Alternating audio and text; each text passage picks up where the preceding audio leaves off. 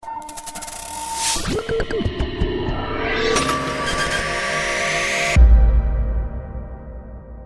and welcome back to Digital Assets Daily. Good morning, good afternoon, or good evening, wherever you are in your corner of the world. First article, gasless technical update brings USDC one step closer to Venmo. You can now send crypto dollars back and forth without paying a fee to the Ethereum network, according to the Center Consortium in a Thursday blog post.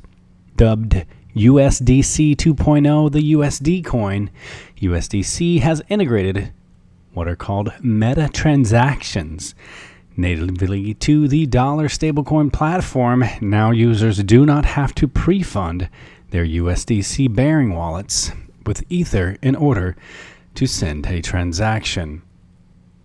And meta transactions allow USDC wallets and compatible applications to act as virtual gas stations by paying the associated mining fee that accompanies every Ethereum blockchain transaction. Into the next article, SatoshiPay processes €1 million in borderless content payments. And we are pleased to announce that we have reached a major milestone in establishing our blockchain-based clearing platform as a new standard for cross-border payments. As of August 2020, we've processed over €1 million in payments for our publishing clients. I want to get down into this because we do have new investors who are just learning. Integrating SatoshiPay's instant payments creates a win-win for publisher and user. Publishers receive an additional tool for monetizing web traffic, potentially expanding their subscriber base, and users can conveniently try out the premium experience by making micro payments. You start noticing that Stellar and Ripple, everywhere you turn, start sounding a lot alike, don't they? The Stellar Development Foundation generously supports our content partners through free credits for SatoshiPay users, supplied in Stellar Lumens, the native currency of the Stellar blockchain. Not only does this allow an easy start for users, but it generates initial micropayment revenues for publishers and demonstrates one of the major advantages of the decentralized Stellar network: near instant and extremely low-cost payments settled within 5 seconds for a fraction of a cent in transaction cost. On the next article, we have the BIS regulating fintech financing, digital banks, and fintech platforms. If you are interested, as always, we do include the links in the description below.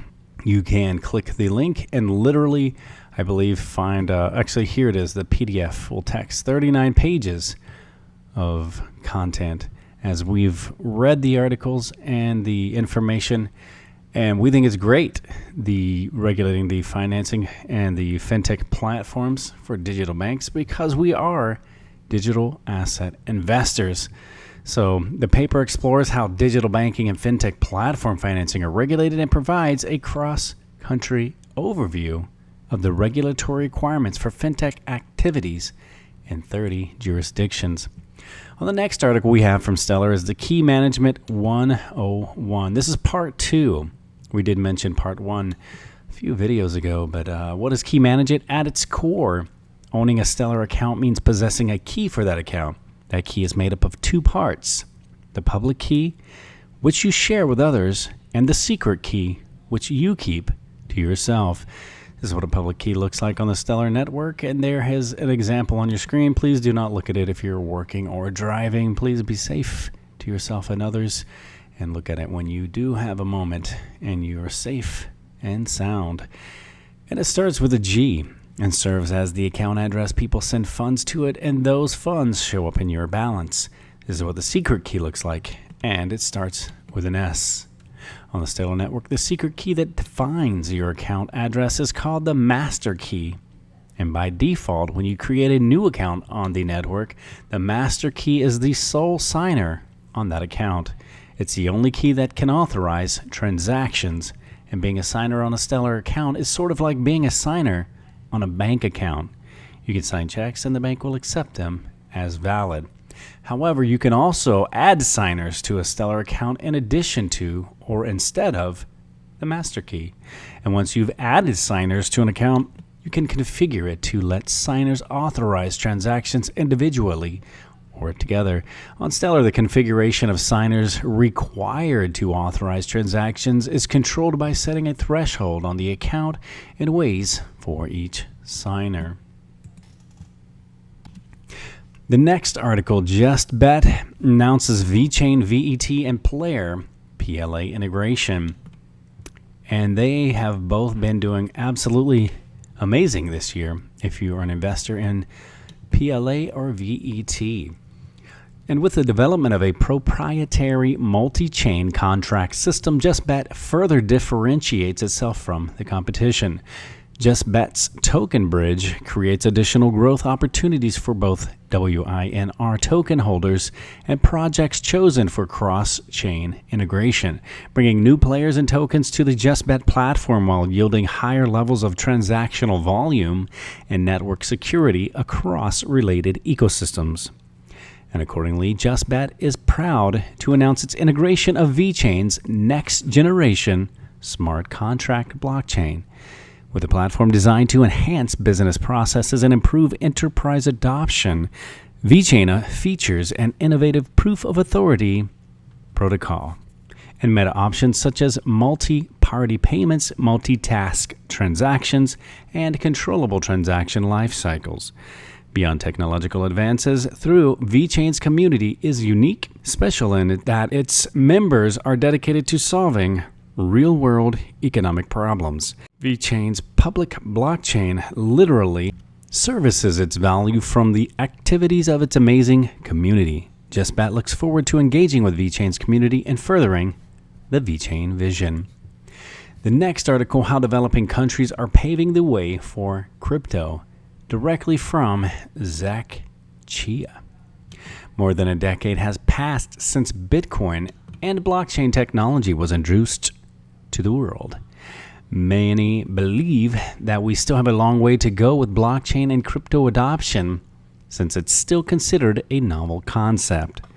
Not a lot of people are comfortable with the idea of investing their money on new technologies, possibly even more so in developing countries, where fiat money is still very much the norm. However, various reports and studies, such as one conducted by Blockchain Project Info, debunk this idea.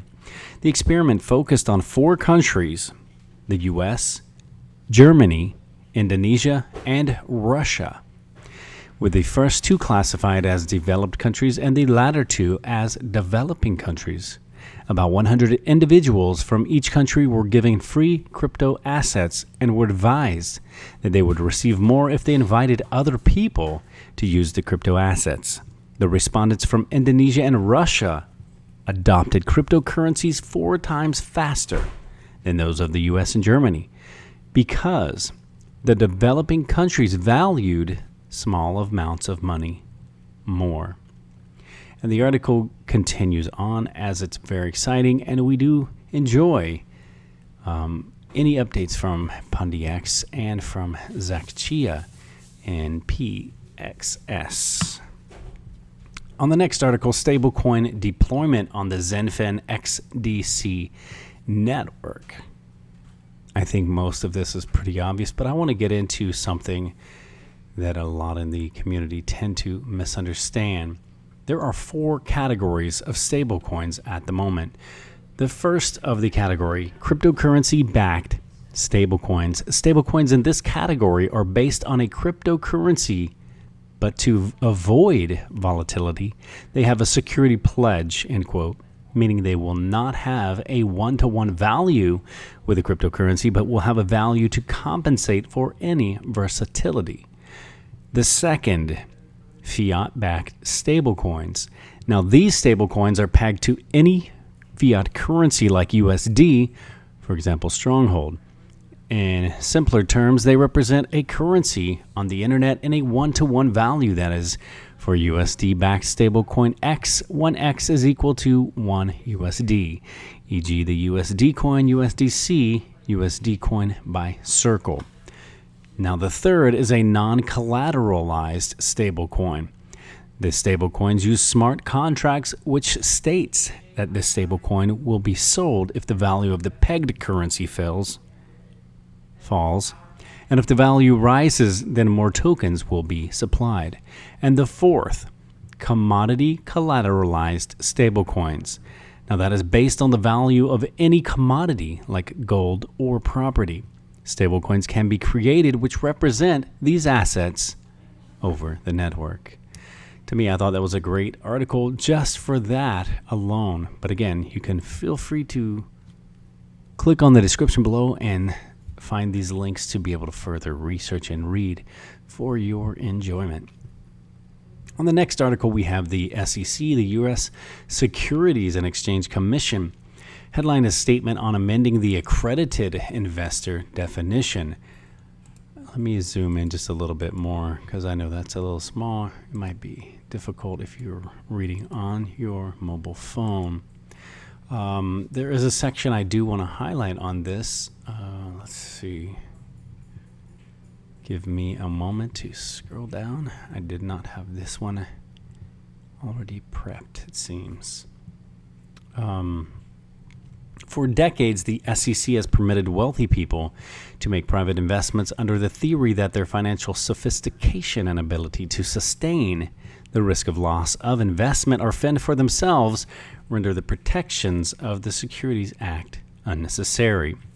This standard was in part developed by the Commission based on the Ralston-Purina case, where the Supreme Court held that an offering to those who are shown to be able to fend for themselves is a transaction not involving any public offering.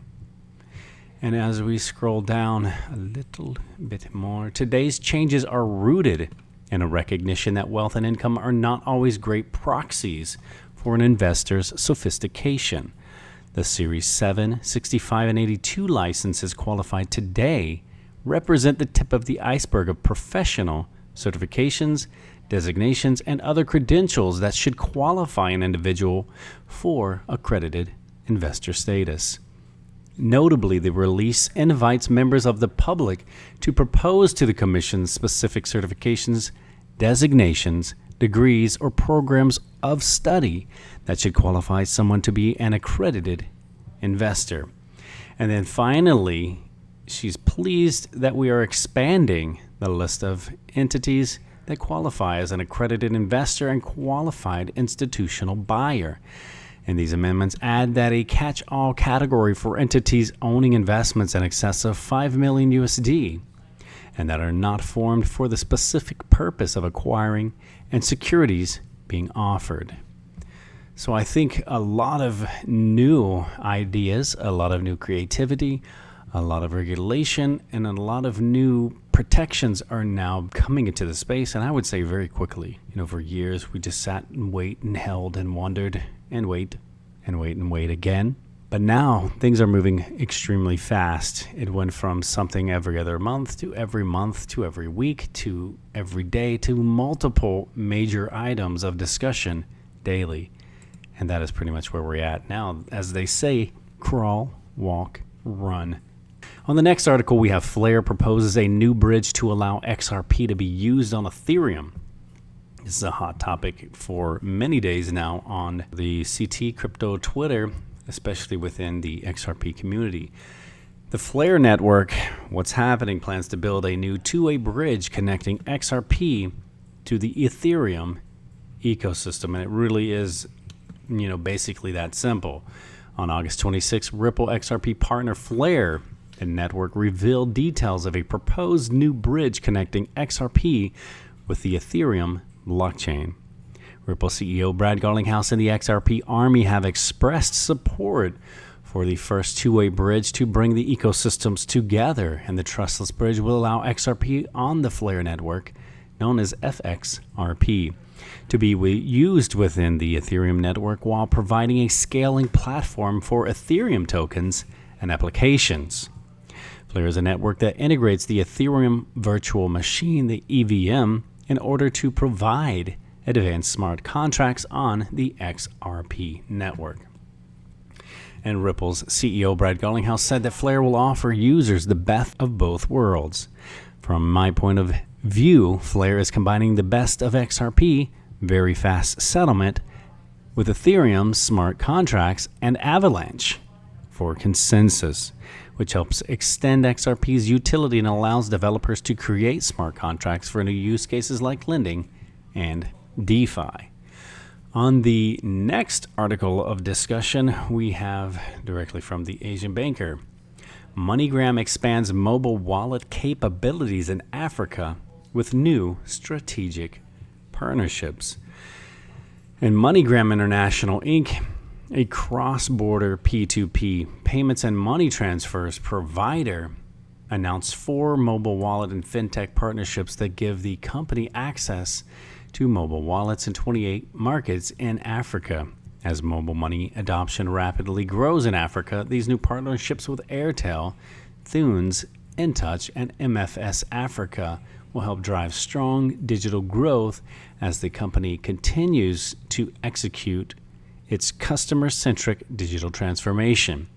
Services at Thunes and InTouch began as early as this week, while the partnerships with Airtel and MFS Africa will go live in the next few months.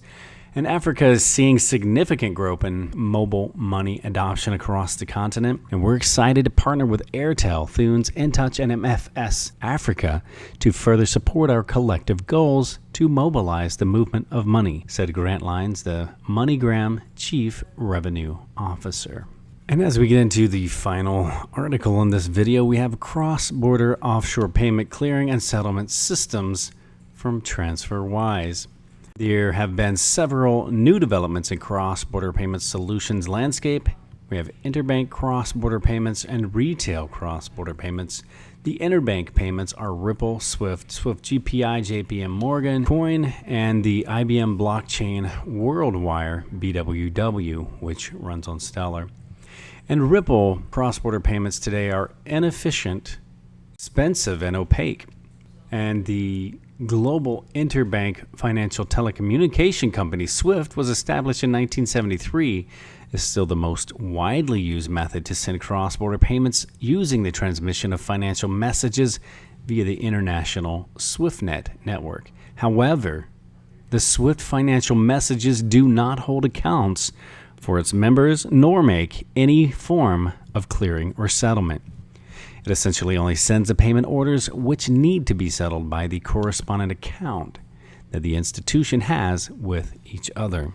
And for this reason, each financial institution needs to have a banking relationship to exchange the banking transaction.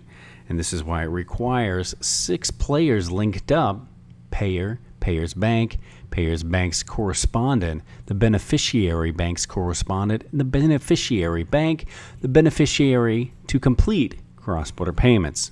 And there are many obvious drawbacks of such a system. The cross-border payments can be expensive and sometimes even charged at a percentage of fees. Extra fees such as lifting fees or correspondent banking fees by intermediary banks are common. And banks keep the money for extra time and delay the payout, float money theft, end quote. Exchange rate can have a big spread. Now, the high processing costs, the lengthy settlement times, and a poor customer experience prevents many new usage scenarios such as on-demand, low-value cross-border payment or mobile wallets. It is estimated that 1.6 trillion USD per year for all parties in the ecosystem has spent, yet unable to meet today's cross-border payment need. And then the core of this solution from Ripple Labs, formerly OpenCoin, which launched in 2012, is its RippleNet, a single global network of banks that send and receive payments via Ripple's distributed financial technology, providing real-time messaging, clearing, and settlement of transactions.